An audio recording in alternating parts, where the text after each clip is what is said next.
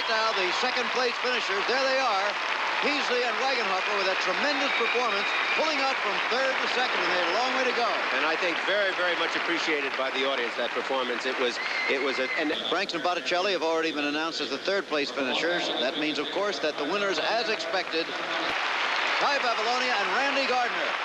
All three pairs on their way to the World Championships now. It's a nice thing to see them doing so well. And interestingly enough, both of the top two pairs take from the same teacher, John Nix, which I think will make a very close-knit world team, certainly in the pairs department.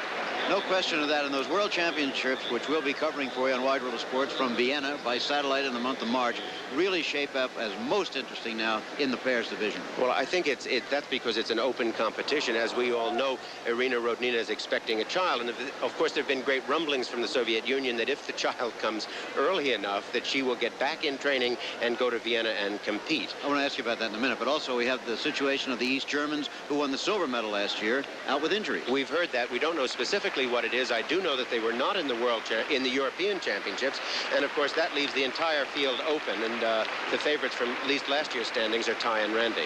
Now let me ask, should Rodnina have a baby in the middle of February, go into strong training, and show up at the World Championship? What would you think about that? Well, I think that what she'd have to gain would be an 11th world medal.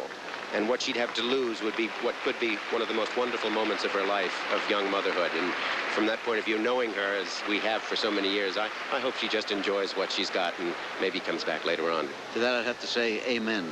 We're going to be coming back here, of course, for the Ladies' Championship. Right now, the subject is cliff diving. The place, as usual, is Acapulco, Mexico, and the commentators this time are Al Michaels and Ken Sitzberger.